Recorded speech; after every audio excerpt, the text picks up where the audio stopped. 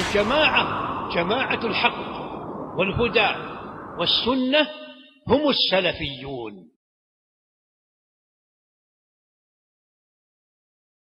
إن الحمد لله نحمده ونستعينه ونستغفره ونعوذ بالله من شرور أنفسنا ومن سيئات أعمالنا. من يهده الله فلا مضل له ومن يضلله فلا هادي له. وأشهد أن لا إله إلا الله وحده لا شريك له وأشهد أن محمدا عبده ورسوله. يا أيها الذين آمنوا اتقوا الله حق تقاته ولا تموتن إلا وأنتم مسلمون. يا أيها الناس اتقوا ربكم الذي خلقكم من نفس واحدة وخلق منها زوجها وبث منهما رجالا كثيرا ونساء واتقوا الله الذي تساءلون به والأرحام إن الله كان عليكم رقيبا. يا أيها الذين آمنوا اتقوا الله وقولوا قولا سديدا يصلح لكم أعمالكم ويغفر لكم ذنوبكم ومن يطع الله ورسوله فقد فاز فوزا عظيما. أما بعد فإن خير الحديث كتاب الله وخير الهدي هدي محمد صلى الله عليه وسلم وشر الأمور محدثاتها وكل محدثة بدعة وكل بدعة ضلالة وكل ضلالة في النار. فأعوذ بالله السميع العليم من الشيطان الرجيم. وما آتاكم الرسول فخذوه وما نهاكم عنه فانتهوا. ہر قسم کی حمد و ثنا عظمت و جلال اللہ سبحانہ و تعالیٰ کے لائق و زیبا ہے، اور نبی اکرم صلی اللہ علیہ وسلم پر درود و سلام نازل ہو، صلوات اللہ وسلامہ وبرکاتہ علیہ. حاضرین جمعہ، یہ اللہ سبحانہ و تعالیٰ کا فضل اور کرم ہے کہ اس نے ہمیں دین اسلام جیسی عظیم نعمت عطا کی. یہ دین اسلام اللہ سبحانہ و تعالیٰ کا نازل کردہ آخری دین ہے. اس دین کی بہت ساری خوبیاں ہیں، ان میں سے ایک خوبی یہ ہے یہ دین کامل اور مکمل ہے. کامل اور مکمل ہے، اس میں کوئی کمی، اس میں کوئی تقصیر، اس میں کوئی کمزوری نہیں ہے، چونکہ یہ اللہ سبحانہ و تعالیٰ کا دین ہے. اس دین کو اللہ سبحانہ و تعالیٰ نے ہر خوبیوں سے منور کیا ہے، مزین کیا ہے، اور ہر کمی سے اللہ سبحانہ و تعالیٰ نے اس دین کو پاک کیا ہے. یہ دین کی خوبی ہے. اللہ سبحانہ و تعالیٰ نے اس قرآن میں اور نبی اکرم صلی اللہ علیہ وسلم نے احادیث میں اس دین کے کمال کو ہم دیکھیں کہ انسانیت کے آغاز سے گفتگو کو قرآن کریم نے شروع کیا ہے کہ کیسے انسان کو بنایا گیا، کس مٹی سے بنایا گیا، اور اختتام تک، جنت اور جہنم کے فیصلے ہونے تک جو کچھ ہونے والی چیزیں ہیں، جو کچھ امور ہیں، ان سب کو قرآن نے واضح کیا ہے، ان سب کو سنت نے واضح کیا ہے. اگر اخبار کی بات کریں اور احکام کی بات کریں، انسان کی پیدائش سے پہلے نکاح کے لیے جوڑا، وہاں سے لے کر انسان کی پیدائش، جوانی، بڑھاپا اور موت اور قبر میں دفن کرنے کے بعد کیا کرنا چاہیے، ان سب کو واضح کیا گیا. نہ کوئی خبر چھوڑی گئی ہے جو ہمارے فائدے کی ہو، اور نہ کوئی تعلیم چھوڑی گئی ہے جو ہمارے فائدے کی ہو. یہ دین اسلام ہے. سبحان اللہ، دین میں وہ چیزیں ہمیں بتائی گئی ہیں جس خوبی کو اللہ سبحانہ و تعالیٰ نے صرف اس دین میں رکھا ہے. کسی اور دین اور دھرم میں یہ چیزیں ہمیں نہیں مل سکتی.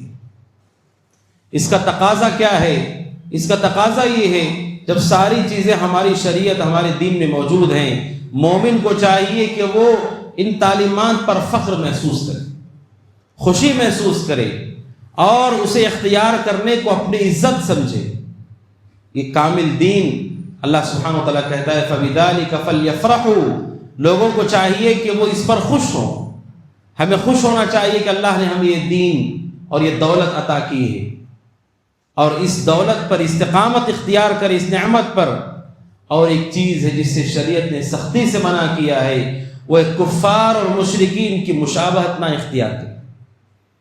کافروں کی مشابہت، ان کے راستے کو، ان کے طریقے کو اعتقاد میں، عقیدے کے باب میں، احکام کے باب میں، اخلاق کے باب میں کفار کے طریقے کو اختیار نہ کرے. اور خاص طور پر جن کے طریقے سے قرآن و سنت نے روکا ہے وہ اہل کتاب ہیں. اہل کتاب سے مراد یہود اور نصارہ ہے. ان کے طریقے سے قرآن و سنت نے ہم سب کو سختی سے منع کیا ہے کہ مومن کو ان کے راستے پر نہیں چلنا چاہیے، ان کے طریقے کو اختیار نہیں کرنا چاہیے، ان کے عقیدے کو نہیں اختیار کرنا چاہیے، ان کے منہج کو نہیں اختیار کرنا چاہیے، اور ان کے اخلاق کو نہیں اختیار کرنا چاہیے۔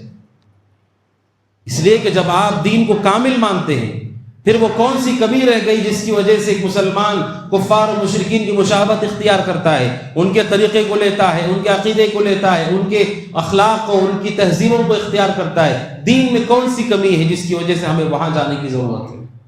شریعت نے سختی کے ساتھ اس سے منع کیا۔ تشبہ، کہ ان کے راستے کو، ان کے طریقے کو اختیار کرنا۔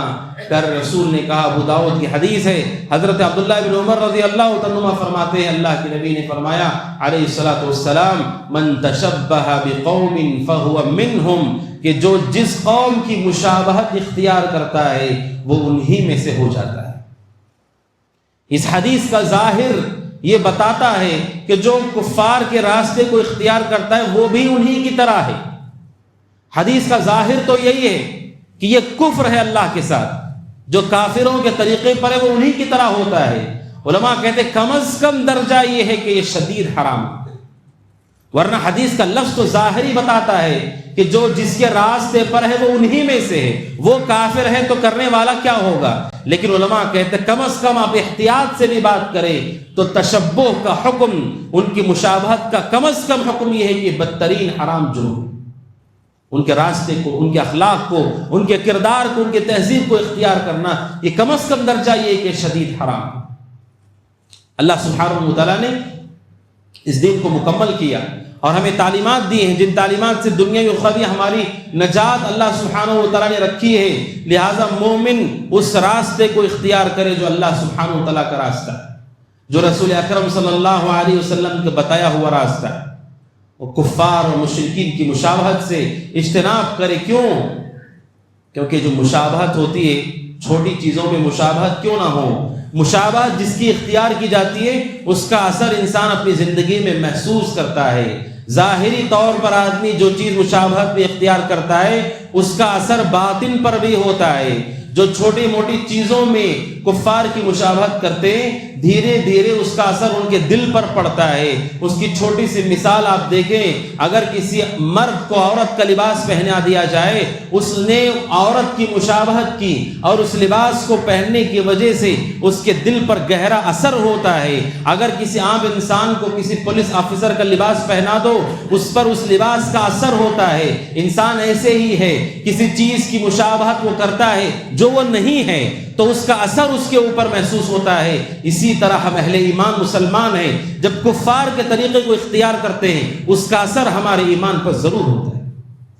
ہم مانے یا نہ مانے، اس کا اثر ہمارے ایمان پہ ضرور ہوتا ہے، کیونکہ انسان ایسے ہی ہے کہ وہ بدلتا ہے، اس کا دل بدلتا ہے اور احوال سے اس کے اندر تبدیلی واقع ہوتی ہے۔ شریعت نے اسی لیے ہمیں سختی سے منع کیا ہے۔ پیارے رسول نے علیہ الصلاۃ والسلام، بخاری کی حدیث ہے، حضرت ابو سعید خدری رضی اللہ عنہ کہتے ہیں، نبی اکرم صلی اللہ علیہ وسلم نے فرمایا، لَتَتَّبِعُنَّ سَنَنَ مَنْ كَانَ قَبْلَكُمْ شِبْرًا بِشِبْرٍ وَذِرَاعًا بِذِرَاعٍ حتى لو دخلوا جحر ضب لدخلتموه قلنا اليهود والنصارى قال فمن؟ اللہ کے نبی نے فرمایا علیہ الصلوۃ والسلام، لتتبعن سنن من كان قبلكم، آپ نے کہا تم لوگ ضرور بھی ضرور تم سے پہلے لوگوں کے راستے پر چلو گے۔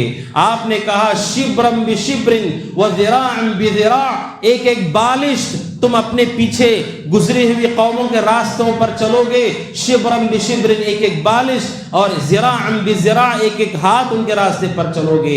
اللہ کے نبی نے کہا لو دخلوا جحر ضب لدخلتموه، اگر وہ کسی گوہ کے جانور کے بل میں بھی گھسیں گے، آپ نے کہا تم بھی ان کے پیچھے پیچھے اس بل میں داخل ہو جاؤ گے۔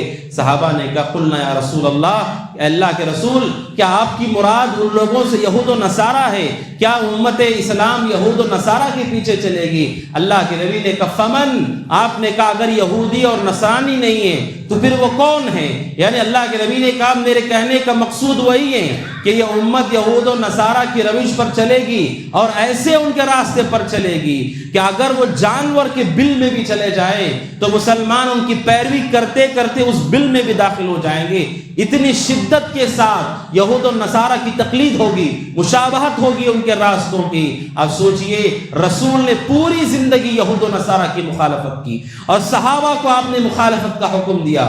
اس عہد نبوت میں یہود و نصارہ کے راستے پر چلنے کا کوئی سوال ہی نہیں تھا، لیکن آپ نے کہا اس امت پر وہ وقت آئے گا، یہ امت یہود و نصارہ ایک ایک بالش پیچھے چلے گی، جو ان کی تہذیب ہے، جو ان کے اخلاق ہے، جو ان کا کردار ہے، وہی کردار مسلمانوں کا بھی ہو جائے گا۔ آپ نے کہا جانور کی بل میں بھی، یعنی انتہا بتانا مقصد ہے کہ اتنی وہ تقلید کریں گے یہود و نصارہ کی کہ جانور کے بل میں بھی چلے جائیں تو ان کے پیچھے یہ بھی چلے جائیں گے۔ اس حدیث کے بارے میں علماء کہتے ہیں یہ حدیث رسول اللہ صلی اللہ علیہ وسلم کا معجزہ ہے، یہ حدیث رسول کا معجزہ ہے کہ رسول کی زندگی میں کبھی ایسے نہیں ہوا، لیکن آپ کو بتایا گیا آنے والے زمانوں میں یہ ہونے والا ہے، یعنی رسول کو اللہ نے وحی کے ذریعے سے یہ بتایا ہے۔ یہ حدیث رسول کے سچے نبی ہونے کی دلیل ہے۔ آپ نے کہا میری امت کے لوگ ان کی اقتدا کریں گے، ایک ایک بالش اور ایک ایک ہاتھ ان کے پیچھے چلیں گے۔ اللہ کے نبی نے پیشن گوئی کی، یعنی اس امت پر جو مصیبتیں، جو فتنے نازل ہونے والے ہیں، جو نازل ہو چکے ہیں، ان میں سے فتنہ اہل کتاب کی مشابہت ہے، ان کے راستے پر چلنا ہے، ان کے منہج کو اختیار کرنا ہے۔ پیر رسول نے اپنی زندگی میں پیشن گوئی کی۔ خود رسول کا معاملہ کیا تھا؟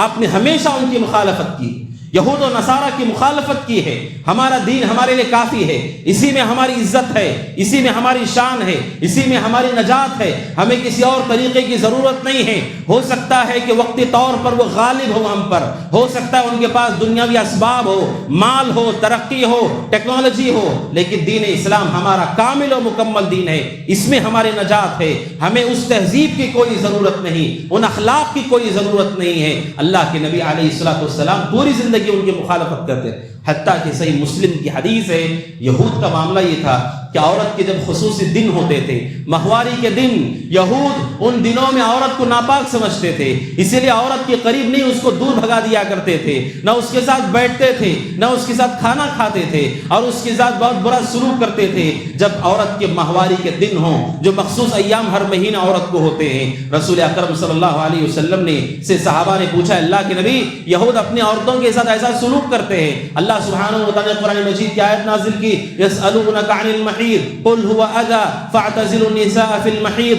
اللہ کے نبی لوگ آپ سے حیض کے بارے میں پوچھتے ہیں، آپ کہیے کہ حالت حیض میں، جب وہ حیض کی حالت میں ہو، مرد اور عورت کو خصوصی تعلق نہیں قائم کرنا ہے۔ یہ قرآن نے آیت نازل کر دی۔ رسول اکرم صلی اللہ علیہ وسلم نے کہا اصنعوا كل شيء الا النکاح، آپ نے کہا عورت سے، میاں بیوی کے خصوصی تعلق کو چھوڑ کر ہر چیز جائز ہے عورت کے ساتھ، جو عام دنوں میں اس کے ساتھ جائز تھی، ماہواری کے دنوں میں بھی یہ جائز ہے، صرف خصوصی تعلق جائز نہیں جس کو قرآن نے منع کیا۔ جب یہود کو پتا چلا کہ رسول اکرم صلی اللہ علیہ وسلم نے ایسی تعلیم مسلمانوں کو دی ہے، یہود نے کہا یہ ایسا نبی آیا ہے، ہماری کسی چیز کو اس نے نہیں چھوڑا، ہر چیز کی اس نے ہماری مخالفت کی، ہر چیز میں ہماری مخالفت کی۔ حالت حیض میں، ماہواری کے ایام میں یہود اپنی عورتوں کے ساتھ بیٹھ کر کھانا نہیں کھاتے تھے۔ رسول اکرم صلی اللہ علیہ وسلم اپنی بیوی سے گفتگو بھی فرماتے، اپنی بیوی کے ساتھ ہوتے اور وقت گزارتے تھے، حتیٰ کہ پیارے رسول نے مسجد میں بیٹھ کر کے حضرت عائشہ سے کہا رضی اللہ تعالیٰ عنہا، جو کمرے میں تھی، کہا مجھے حصیر دو۔ انہوں نے کہا اللہ کے نبی میں تو حالت حیض سے ہوں۔ اللہ کے نبی نے کہا حالت حیض سے ہو تو وہ گندگی تمہارے ہاتھ میں تو نہیں ہے، وہ سامان جو مجھے چاہیے تم دو۔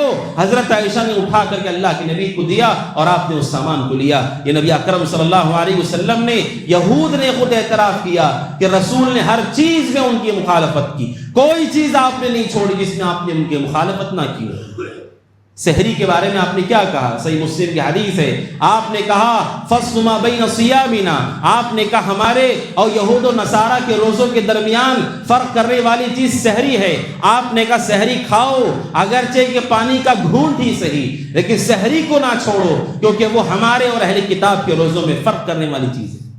رسول نے ان کی مخالفت کا حکم دیا اور آپ ان کی مخالفت کرتے رہے، اس مخالفت کو آپ پسند کیا کرتے تھے۔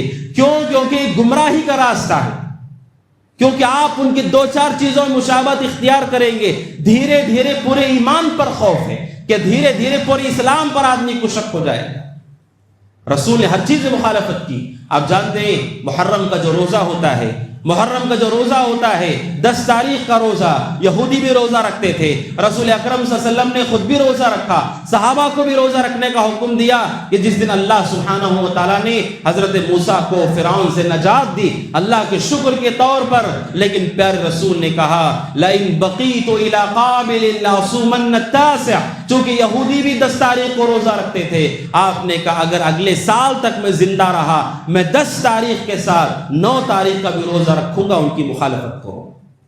آپ نے ان کی مخالفت کا حکم دیا، خواہش بھی ظاہر کی، اگر میں زندہ رہا اگلا سال تو میں 10 تاریخ کے ساتھ 9 تاریخ کا بھی روزہ رکھوں گا۔ یہ رسول اکرم صلی اللہ علیہ وسلم کا طریقہ ہے، ان کے تشبہ سے، ان کی پیروی سے دور رہیے، کیونکہ یہ ہماری تباہی ہے، ہماری بربادی ہے۔ ان کے پیچھے چلنے والا، ان کی اقتدا کرنے والا وہ بھی ہلاک ہو رہے ہیں، ان کے پیچھے جانے والا بھی ہلاک ہو جائے۔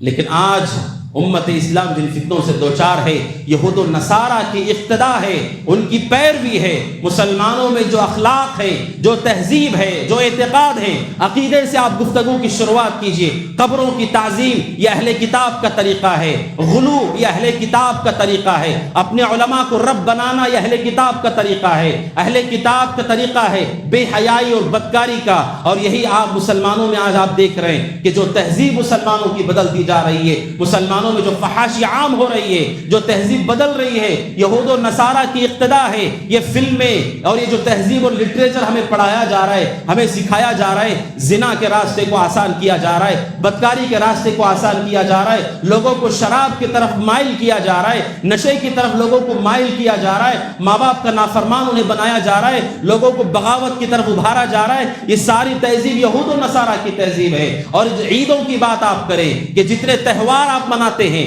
یہ یوم الاضحیٰ، عید قربانی کا عید کا دن اور رمضان کی عید کا دن، اس کے علاوہ کوئی ہماری عید نہیں۔ اس کے علاوہ جتنی بھی تہوار ہم مناتے ہیں، چاہے وہ کرسمس ڈے ہو، چاہے وہ نیو ایئر کی اعتبار سے ہم جو عید اور خوشیاں لوگ منا رہے ہوں، یا کوئی بھی ڈے ہو، فادرز ڈے ہو، مدرز ڈے ہو یا برتھ ڈے ہو، یہ سب کے سب یہود و نصارہ سے ماخوذ ہیں، اسلام سے اس کا کوئی تعلق نہیں ہے۔ اسلام میں ایسی کوئی عید نہیں، کوئی تہوار نہیں۔ رہی بات خوشی کی، اسلام کی خوبصورت تعلیم یہ ہے آپ خوشی منانا چاہتے ہیں، خوش ہونا چاہتے ہیں، دنوں کی تعییر مت کیجیے۔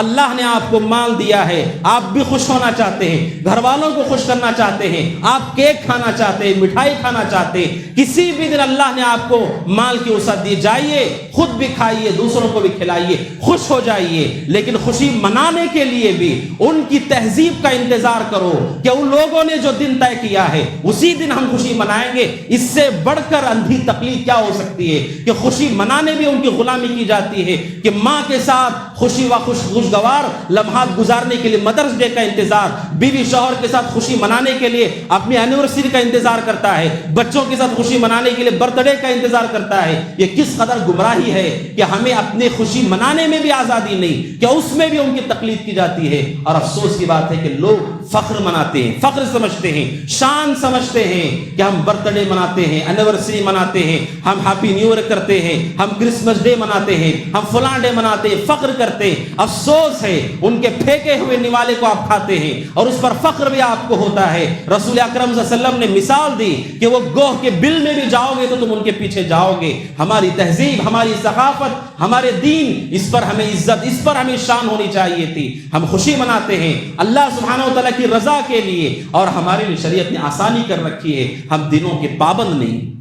یہ ان کی تہذیب ہے، یہ ان کی ثقافت ہے، اس پر فخر کرنا یہ غلامی کی انتہا ہے، یہ ذہنی غلامی ہے۔ اسی لیے علماء کہتے ہیں یہود و نصارہ کی تقلید اصل میں ذہنی غلامی ہے۔ جس طرح کوئی انسان اپنے جانور کو پالتا ہے اور روزانہ رسی سے اسے باندھ کر رکھتا ہے، اور کئی سال گزر جانے کے بعد کبھی کبھی رسی وہ کھول کر کے بھی چھوڑ دیتا ہے، اس جانور کو نہیں معلوم کہ وہ آزاد ہے، اسے لگتا ہے کہ پیر میں ہے رسی اور وہاں سے دور وہ نہیں جاتا ہے۔ یہی معاملہ مسلمانوں کا بھی جاتی ہے، ان کی تہذیب کو فخر کے ساتھ ہم اختیار کرتے ہیں، ہم ان سے محبت کرتے ہیں لیکن وہ ہم سے نفرت کرتے ہیں۔ اہل کتاب سے آپ پوچھو کہ آپ مسلمانوں سے محبت کرتے ہو، مسلمانوں کی تہذیب سے محبت کرتے ہو؟ وہ کسی لمحہ راضی نہیں ہوں گے مسلمانوں سے محبت کرنے کے لیے، وہ تو ہمیں گھٹیا اور نیچ سمجھتے ہیں، لیکن مسلمان ان کی اتباع کر کے شان سمجھتے ہیں۔ ہم ان کی طریقے پہ کام کر رہے ہیں، ان کے طریقے پہ خوشیاں منا رہے ہیں، ان کے طریقے پہ تہوار منا رہے ہیں، جو آپ کو پسند بھی نہیں کرتے ان کی اقتدا کر کے ہمیں فخر محسوس ہو، یہ کتنے افسوس کی بات ہے۔ یہ اندھی تقلید ہے۔ رسول اکرم صلی اللہ علیہ وسلم نے اسے امت کو منع کیا ہے۔ اسلام اللہ سبحانہ و تعالیٰ کا وہ دین ہے جو کامل ہے، مکمل ہے، ہمیں ان کی اقتدا کی کوئی ضرورت نہیں ہے۔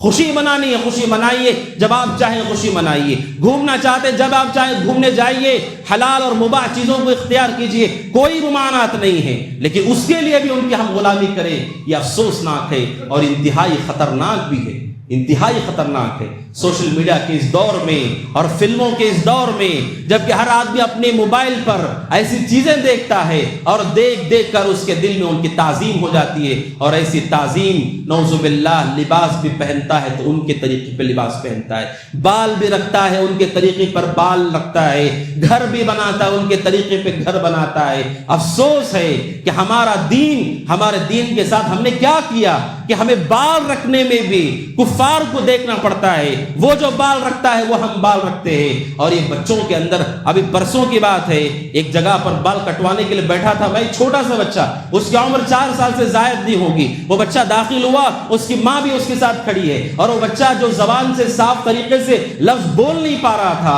وہ بال کاٹنے والے سے کہتا ہے فلاں کی طرح میرے بال کاٹ دو، فلاں کی طرح میرے بال کاٹ دو، اور اس کی والدہ کھڑی اور کہہ رہی ہاں اس کے بال اسی کی طرح کاٹ۔ 4 سال کا بچہ جو کہ بول نہیں پا رہا ہے، لیکن اسے اس کا نام معلوم ہے، اس کافر کا نام معلوم ہے جس کی مشابہت وہ اختیار کر رہا ہے۔ آپ سوچئے کہ بچوں تک یہ چیز جا چکی ہے، اور افسوس ہے ماں باپ پر کہ اپنے ماں باپ بچوں کی کس پر تربیت کر رہے ہیں، کس کی تہذیب انہیں سکھا رہے ہیں، کس کے طریقے پر انہیں لے کر کے جا رہے ہیں۔ میرے بھائیوں، یہ آزادی نہیں ہے جسے آپ فخر سمجھ کر کے اختیار کر رہے ہیں، ان کا پھینکا ہوا نوالا ہے، اسی کو ہم کھا کر کے خوشی منا رہے اور جھوم رہے اور ناچ رہے، جبکہ وہ ہمیں پسند نہیں کرتے۔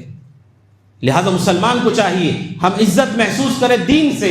حضرت عمر بن خطاب رضی اللہ عنہ نے کہا تھا نحن قوم، ہم وہ قوم ہیں اعزنا اللہ بالاسلام، اللہ نے اسلام سے ہمیں عزت دی ہے، مهما ابتغينا العزت بغیرہ اذلنا اللہ، اگر اسلام کو چھوڑ کر کسی اور طریقے پہ تم عزت چاہتے ہو اللہ کبھی عزت نہیں دے گا، کبھی عزت نہیں دے گا۔ کفار کی طرح پہنیے لباس، اور گلے میں چین بھی ڈالیے، ہاتھ میں کڑے بھی ڈالیے، اور کان میں بالیاں بھی ڈالیے، اور جا کر کے ناچیے کلبوں کے اندر، اور دیکھیے کیا کفار اس سے راضی ہو جاتے ہیں، کیا وہ اس سے خوش ہو جاتے ہیں۔ قرآن کہتا ہے لن ترضى عنك اليهود ولا النصارى حتى تتبع ملتهم، اے اللہ کے نبی کچھ بھی کر لیجئے، یہود و نصارہ آپ سے خوش نہیں ہو سکتے، کفار اسلام سے خوش نہیں ہو سکتے، سب کچھ کرو گے تب بھی خوش نہیں ہوتے۔ کب خوش ہوں گے؟ جب آپ اسلام کو چھوڑ کر کافر بنو گے تب خوش ہوں گے۔ تو کیا انہیں خوش کرنے کے لیے ہم اسلام کو بھی چھوڑ دیں، اسلام کے دامن کو بھی چھوڑ دیں؟ یہ میرے بھائیوں یہ بہت بڑا فتنہ ہے، اور یہ بہت خطرناک وقت ہے ہمارے لیے کہ جب اسلام، اب خواتین کو آپ دیکھیے، افسوس کے ساتھ کہنا پڑتا ہے عہد نبوت کی خواتین، عہد نبوت کی عورتیں اور آج کی عورتیں، اور آج بھی جہاں اہل ایمان اہل تقوی عورتیں ہیں وہ با حیا رہنے کے لیے، با پردہ رہنے کے لیے جد و جہد کر رہی ہیں، اور اسلام اور مسلمانوں سے تعلق رکھنے والی کتنی ایسی عورتیں ہیں جو اس برقعے کو قید سمجھتی ہیں، اس سے آزاد ہونا چاہتی ہیں۔ وہ عورتیں، وہ مائیں اور وہ بیٹیاں ہیں جو پہن کر کے اللہ کی بندگی کرنا چاہتی ہیں، ان کے پاس اس کا موقع نہیں رہا، اور وہ جہاں پر ممکن ہے وہ چاہتے ہیں اس سے آزاد ہو جائیں، کن کی تقلید کرتے ہوئے؟ انہیں یہود و نصارہ کی تقلید کرتے ہوئے۔ بے حیا بے شرم تہذیب ہے، اس تہذیب کی اقتدا کرتے ہوئے خواتین بھی اس سے آزاد ہونا چاہتی ہیں۔ نبی اکرم صلی اللہ علیہ وسلم نے پیشن گوئی کہ آپ نے کہا نساء کاسیات عاریات مائلات ممیلات رؤوسهن کاسنمۃ البخت، اللہ کے نبی نے کہا ایسی عورتیں میری امت میں آنے والی ہیں جو لباس پہننے کے بعد بھی ننگی ہوں، لباس پہن کر کے بھی برہنہ ہوں گی. اتنا باریک لباس، اتنا پتلا لباس، اتنا چھوٹا لباس کہ لباس پہننے کے بعد بھی وہ برہنہ ہوں گی. آپ نے کہا ان لوگوں کو میں نے دیکھا نہیں ہے، ان عورتوں کو میں نے نہیں دیکھا، لیکن میری امت میں ایسی عورتیں پیدا ہونے والی. اور آج ہم اپنی آنکھوں سے دیکھ رہے میرے بھائی، اسلامی تہذیب، اسلامی ثقافت، جو اسلام کی تعلیمات ہیں. مومن کو چاہیے کہ پورے عزت کے ساتھ، فخر کے ساتھ اور اللہ سبحانہ و تعالیٰ کے اس عطیے پر شکر ادا کرتے ہوئے وہ اس شریعت، اس دین اسلام کی تہذیب، اس طریقے کو اختیار کر کے زندگی گزارے. اسی میں ہماری عزت ہے، اسی میں ہماری نجات ہے. ان کی مشابہت ہمیں تباہ و برباد کر کے چھوڑے. کئی ایسے مسلمان جنہیں وہ تو مسلمان اپنے آپ کو کہتے ہیں، مسلمان پسند نہیں، مسلمانوں سے ملنا پسند نہیں، مسلمانوں کی دوستی پسند نہیں، مسلمانوں کا علاقہ پسند نہیں، مسلمان ان کے گھروں میں آئے وہ انہیں پسند نہیں، اور اپنے آپ کو مسلمان کہتے ہیں. اور دھیرے دھیرے کفر ان کے دل میں ایسے غالب آ چکا ہے، بس اتنا ہی باقی غیر اللہ کی پرستش کریں، باقی ان کے دل کے اندر کفر کی حکومت ہے، کفر کا غلبہ ہے، اسلام سے نفرت ہے، مسلمانوں سے نفرت ہے.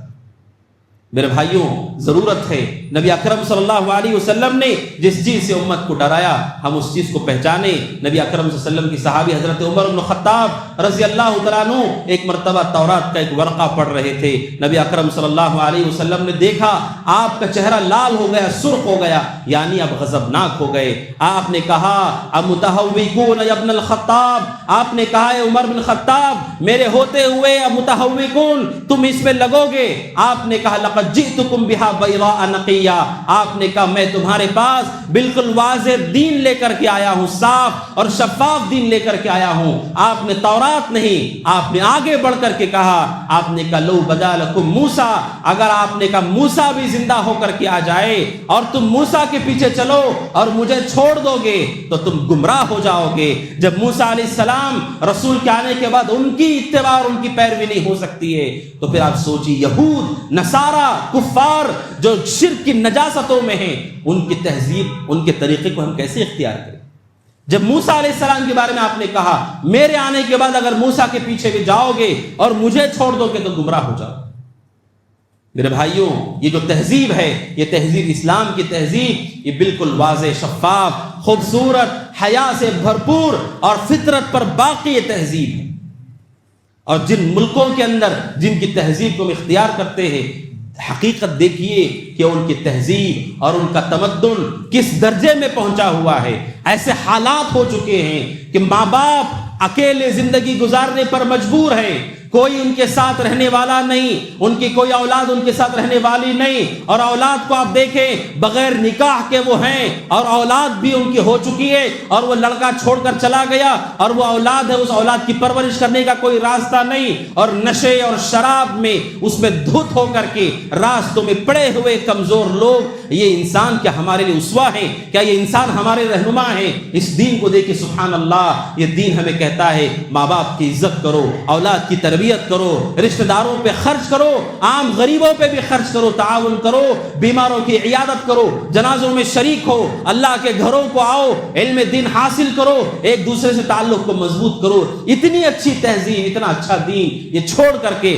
ایسا دین جہاں پر ایسی تہذیب جہاں پر دین تو دور کی بات ہے. علماء کہتے ہیں آج جو تہذیب اہل کتاب کی ہے، دین تو بہت دور ہے، انہیں انسانیت سکھانے کی ضرورت ہے کہ انسان بنو اور انسانی اقدار پر چلو. کہیں ایسا نہ ہو کہ انسانیت بھی تمہارے ہاتھ سے چھوٹ جائے. ایسی نوبت آ چکی ہے میرے بھائی، میں اور تفصیل سے کھل کر کے نہیں بیان کر سکتا. ایسے حالات ہیں کہ انہیں انسانیت سکھانی پڑے گی. پہلے انسان بنو کہ کیسے انسان ہوتا ہے. اس طرح سے وہ دور اللہ سبحانہ و تعالیٰ سے چلے گئے. میرے بھائیوں، نبی اکرم صلی اللہ علیہ وسلم نے ان کی اقتداء سے منع کیا ہے، اور ان کی جو تہذیب ہے اس تہذیب کے اثرات اعتقاد میں بھی ہیں. سنن ترمذی کی حدیث ہے، ابو واقد اللیثی رضی اللہ عنہ بیان کرتے ہیں، غزوہ حنین کے موقع پر رسول اکرم صلی اللہ علیہ وسلم کے ساتھ ہم جا رہے تھے. ہم نے راستے میں دیکھا ایک بہت بڑا بیری کا درخت ہے، بہت بڑا ہرا بھرا بیری کا درخت ہے. تو وہ لوگ جو نئے نئے مسلمان ہوئے تھے انہوں نے پیارے رسول سے کہا اجعل لنا ذات انواط کما لهم ذات انواط. کہا اللہ کے نبی، مشرکوں کا بھی ایک بیری کا درخت ہوا کرتا تھا، جس کی وہ لوگ زیارت کرتے تھے، سال میں ایک مرتبہ اس کے پاس جاتے تھے، اپنے ہتھیار لٹکاتے تھے، اپنے سامان کو لٹکاتے تھے، یہ سوچتے تھے کہ اس سے برکت ملتی ہے۔ تو نئے نئے لوگوں نے جو ابھی مسلمان ہوئے تھے، اللہ کے نبی سے کہا، اللہ کے نبی جیسے ان کا بیری کا درخت ہے، اے اللہ کے نبی ہمارے لیے بھی بیری کا درخت بنا دیجئے تاکہ ہم بھی اس میں اپنے تلواریں، اپنے سامان کو لٹکائیں اور ہمیں بھی برکت حاصل ہو۔ جب اللہ کے نبی نے سنا، آپ نے کہا سبحان اللہ، آپ نے تعجب کرتے ہوئے کہا کہ کیا سوال مجھ سے پوچھا گیا؟ سبحان اللہ۔ آپ نے کہا والذی نفسی بیدہ، اس ذات کی قسم جس کے ہاتھ میں میری جان ہے، تم لوگوں نے مجھ سے وہی سوال پوچھ لیا جو موسیٰ سے ان کے ساتھیوں نے کہا تھا، اجعل لنا الہا کما لہم آلہہ۔ جب موسیٰ کو اللہ نے نجات دی، دریا سے پار کر دیا، تو بنو اسرائیل نے موسیٰ سے کہا، اے موسیٰ جیسے ان مشرکوں کے بت ہیں، ہمارے لیے بت بنا کر کے دو جس کی پرستش ہم کر سکیں۔ آج سوچو موسیٰ پر کیا گزری ہوگی، جس اللہ نے نکالا انہیں اس پانی سے، فرعون کے ظلم سے نجات دی، کنارے پر جا کر موسیٰ سے کہتے ہیں ہمیں بت بنا کر دو جس کی پوجا ہم کر سکیں۔ آپ نے کہا تم لوگوں نے بھی مجھ سے وہی چیز پوچھ لی۔ آپ نے کہا انہا السنن، آپ نے کہا یہی اتباع ہے اپنے پہلے لوگوں کی، یہی اتباع ہے اپنے پہلے لوگوں کی۔ آپ نے کہا تم لوگ اپنے ماں قبل لوگوں کی اتباع کرو گے، ان کے راستے پر چلو گے۔ پھر رسول نے علیہ الصلوۃ والسلام ایک درخت، اس ایک درخت کے بارے میں آپ نے اس ایک درخت کو بت کے ساتھ جوڑا کہ اللہ سبحانہ و تعالیٰ کی عبادت میں ایک درخت ہی کیوں نہ ہو، وہ بت کو شریک کرنا ہے اللہ سبحانہ و تعالیٰ کی عبادت میں۔ یہود و نصارہ کا طریقہ، کفار کا طریقہ، آپ نے کہا تم ان کے راستوں پر چلو گے۔ آپ نے پیشن گوئی کی، صحابہ کو آپ نے انکار کر دیا، آپ نے انہیں تعلیم دی۔ لیکن کیا نبوت کا زمانہ ختم ہونے کے بعد مسلمانوں کے درخت نہیں ہیں جن درختوں پہ تعویذیں لٹکائی جاتی ہیں، جن درختوں پہ نذر و نیاز کے دھاگے باندھے جاتے ہیں، جس کے نیچے لوگ بیٹھ کر برکت حاصل کرتے ہیں، طواف کرتے ہیں؟ کیا مسلمانوں کے ایسے درخت نہیں؟ سینکڑوں درخت ہیں۔ ایک درخت کو آپ نے بتوں سے جوڑ کر کہا، ایک بیری کا درخت آپ نے کہا یہ ایسے ہی ہے جیسے موسیٰ کے ساتھیوں نے موسیٰ سے بت مانگے تھے، ایسے تم لوگ مجھ سے درخت مانگ رہے ہو۔ لیکن آج آپ دیکھتے ہیں یہود و نصارہ کی تقلید کہ سینکڑوں کروڑوں درخت آپ کو ملیں گے جنہیں اللہ کے ساتھ شریک کیا جاتا ہے، جن کے سامنے جھکا جاتا ہے، جن کی عبادت کی جاتی ہے۔ کیا رسول سچے نہیں ہیں اپنی بات میں؟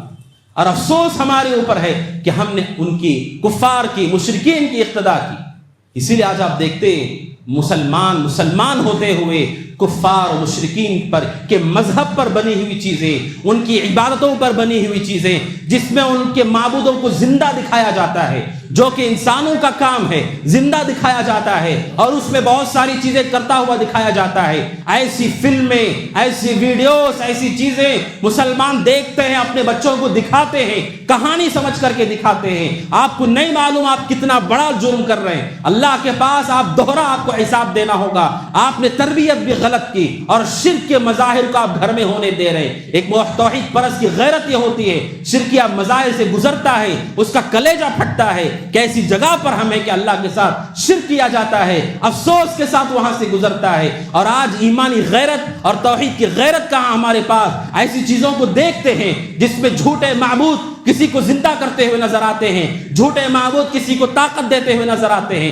افسوس ہے مسلمانوں، یہ بہت خطرناک ہے ہمارے عقیدے کے لیے بھی اور آنے والی نسلوں کے لیے بھی، کیونکہ بتوں کا گمراہ کرنا بہت خطرناک ہوتا ہے۔ ان بتوں کو معمولی مت سمجھیے، یہ تراشے ہوئے بت، ان کا اثر بہت گہرا ہوتا ہے دلوں پر۔ انہن اضللن کثیرا، حضرت ابراہیم نے کہا ان بتوں نے بہت ساروں کو گمراہ کر دیا ہے۔ یہ بت اور بتوں کی خوبصورتی، شیطان ان سے گمراہ کرتا ہے انسانوں کو۔ اللہ نہ کرے ان چھوٹے چھوٹے بچوں کے دلوں کے اندر یہ بیٹھ گیا کہ یہ بھی معبود ہے، اس کے پاس بھی طاقت ہے، یہ بھی زندہ کر سکتا ہے، یہ بھی اولاد دے سکتا ہے، یہ بھی فلاں کر سکتا ہے، اور آسمان پر یہی رہتا ہے۔ اللہ نہ کرے اگر اولاد کے دل میں یہ بیٹھ گیا، ہم اللہ سبحانہ و تعالیٰ کے سامنے کیا جواب دیں گے؟ کیا جواب دیں گے؟ یہ تو فسق و فجور، ناچ گانے تو ہے ہی غلط، یہ اس سے بڑی تباہی ہے کہ ایسی چیزوں کو ہم دیکھ رہے ہیں، کفار و مشرکین کے درمیان ہیں۔ ہماری ذمہ داری ہے اپنی عقیدے کی حفاظت کریں۔ رسول بھی کفار کے بیچ میں تھے، 13 سال تک آپ کفار کے بیچ میں تھے، آپ نے ظلم سہا، برداشت کیا، تکلیفوں پہ صبر کرتے رہے۔ لیکن مکہ کی زندگی میں سورہ کافرون نازل ہوئی، جس سورت نے کہا لا اعبد ما تعبدون، اے کافروں جن کے تم عبادت کرتے ہو میں ان کی عبادت نہیں کرتا۔ سارا ظلم سہا آپ نے، لیکن جب عقیدہ توحید کی بات آئی اسی مکہ میں آپ نے کہا جن کی تم پرستش کرتے ہو میں ان کی پرستش نہیں کرتا، وَلَا أَنَا عَابِدٌ مَّا عَبَدتُّمْ، جن کی تم عبادت کر رہے ہم ان کی عبادت نہیں کرتے۔ یہ عقیدہ توحید آپ نے مکہ والوں کے بیچ میں رہ کر کے اپنے توحید کی غیرت کو برقرار رکھا۔ یہ تہذیب کے نام پر ہمارے عقیدے بھی لٹ رہے ہیں، ہمارے عقیدے بھی برباد ہو رہے ہیں۔ جادو، ان کارٹونوں کے ذریعے سے بچوں کے دلوں میں جادو کو بٹھایا جا رہا ہے، جادو کے حوالے سے، اور اسی طرح غیر اللہ کی پرستش کے حوالے سے بچوں کے ذہنوں کو گمراہ کیا جا رہا ہے۔ ہم تو کمزور ہو کر کے دین سے 2 قدم پیچھے ہو گئے، لیکن وہ لوگ جو اپنی تہذیبوں پہ قائم ہیں وہ اپنی جگہوں پر اپنی تہذیبوں پر باقی ہیں اور فخر کے ساتھ باقی ہیں اور پوری طاقت کا استعمال وہ کر رہے ہیں۔ آپ کو لگتا ہے کوئی کھیل کود اور کارٹون ہے، اسی میں وہ غیر اللہ کی پرستش بھی دکھا رہا ہے، اسی میں وہ دکھا رہا ہے کہ بیمار ہونے والا جانور کسی غیر اللہ کی جگہ پر جاتا ہے، وہ جانور ٹھیک ہو کر واپس آتا ہے، وہ سب کچھ کر رہے ہیں، لیکن اہل اسلام اور اہل مسلمانوں کا یہ حال ہے کہ وہ غافل ہو کر کے زندگی گزار رہے اور ہمیں اس کا کوئی علم نہیں، کوئی اندازہ نہیں کہ گمراہی کیسے کیسے مسلمانوں تک پہنچ رہی ہے، کیسے ہمارے عقیدے تباہ ہو رہے ہیں، کیسے ہمارے عقیدے برباد ہو رہے ہیں، کیسے نوجوان بگڑ رہے ہیں، کیسے وہ کفر کی طرف مائل ہو رہے ہیں، محبت کر رہے ہیں۔ آج ہی اسی ملک کے اندر آپ کو سننے کو ملے گا کہ لوگ یہ کہتے ہیں کہ یہ جو بت ہیں، کوئی بات نہیں یہ بت ہیں، لیکن یہ بھی تو ہماری نسلوں میں کہیں ہوں گے، اب ان کے سامنے ہاتھ جوڑ لیں تو کیا مسئلہ ہے، ان کے سامنے ہاتھ جوڑ لیں تو کیا مسئلہ ہے۔ خسرت دنیا والآخرہ، کافروں کی مشابہت، ان کے پیچھے پیچھے جا کر دنیا بھی برباد ہو گئی، آخرت بھی برباد ہو گئی، اور کفار خوش نہیں ہوں گے اس سے، راضی نہیں ہوں گے اس سے۔ صحابہ اکرام رضوان اللہ تعالی علیہم اجمعین، اللہ کے نبی علیہ الصلوۃ والسلام آنے سے پہلے مکہ کے جو حالات تھے، مکہ کی جو تہذیب تھی، جو تمدن، ایسے وہ لوگ تھے کفار مکہ اللہ کے نبی کے آنے سے پہلے کہ کسی سپر پاور طاقت نے عرب پر حکومت نہیں کی۔ کیوں؟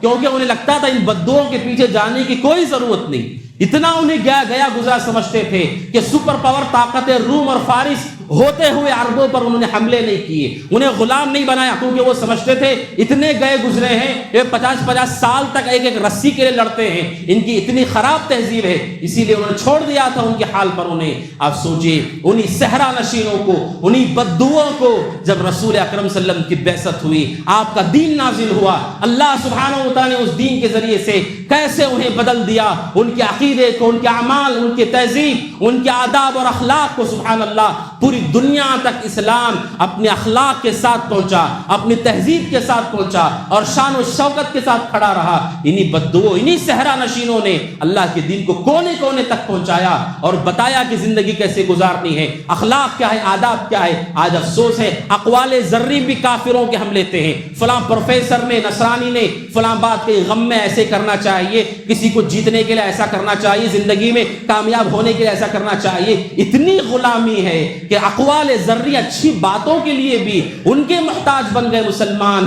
یہ ہماری ہار ہے، ہماری فکری ہار ہے، ہماری تہذیب کی ہار ہے، ہمارے عقیدے کی ہار ہے۔ اگر ہم نے دین اسلام کو نہ سمجھا، عمر بن خطاب رضی اللہ عنہ بکریوں کے چرانے والے، اونٹوں کے چرانے والے، انہوں نے پوری دنیا کو بتایا کہ انسانیت کا صحیح رخ کیا ہے، انسان کو کیسے زندگی گزارنی ہے، کیسے حقوق کو ادا کرنا ہے، کافروں ہوں مسلمان ہوں کیسے ان کے ساتھ زندگی گزارتی ہے۔ انہی لوگوں نے ہمیں سکھایا، یہی وہ دین ہے، دین اسلام جو ہر خوبی کے ساتھ پر ہے۔ میرے بھائیوں، ضرورت ہے کہ اس تہذیب کو، اس اخلاق کو ہم اختیار کریں اور یہود و نصارہ کی مشابہت سے دور رہیں، اللہ کی پناہ مانگیں۔ اور یہی وہ بات ہے جو سورہ فاتحہ میں ہم کو سکھائی گئی، اہدنا الصراط المستقیم، اے اللہ سیدھا راستہ ہم کو بتا، اور وہ راستہ ایسا نہ ہو مغضوب علیہم کا ہو، یعنی یہود کا راستہ نہ ہو، ضالین کا نہ ہو، نصارہ کا راستہ نہ ہو۔ ہم اللہ سے پناہ مانگتے، اللہ سے دعا کرتے کہ اس راستے سے ہمیں بچائے۔ اللہ سبحانہ وتعالیٰ سے دعا کہ اللہ سبحانہ وتعالیٰ ہمیں ہر طرح کی گمراہی اور فتنوں سے محفوظ رکھے۔ اللہ سبحانہ وتعالیٰ ہمیں ذہنی غلامی سے اور اللہ سبحانہ دل کی غلامی سے آزاد کرے، اور کتاب و سنت کی پابندی اور وحی کی پابندی کے لیے توفیق عطا فرمائے۔ اللہ سبحانہ وتعالیٰ ہماری ظاہر اور باطن کی اصلاح فرمائے۔ اللہ سبحانہ جب تک دنیا میں رکھے، ایمان پر رکھے، عمل صالح پر رکھے، دین اسلام کے ذریعے سے اللہ تعالی ہم سب کو عزت عطا فرمائے. اللہ سبحانہ و تعالی ہم سب کی کوششوں کو جو خیر و سنت پر ہیں اللہ سبحانہ و تعالی اس میں کامیابی عطا فرمائے. اللہ سبحانہ و تعالی دنیا میں رکھے, ایمان پر رکھے, عمل صالح پر رکھے, اپنے پاس بلائے, اس حال میں بلائے. اللہ تعالی ہم سے راضی ہوں, اللہ سبحانہ و تعالی سے راضی ہوں. اقول قولی هذا واستغفر الله لي ولكم ولسائر المسلمين من كل ذنب وخطيئة فاستغفروه إنه هو الغفور الرحيم. وقل جاء الحق وزهق الباطل إن الباطل كان زهوقا.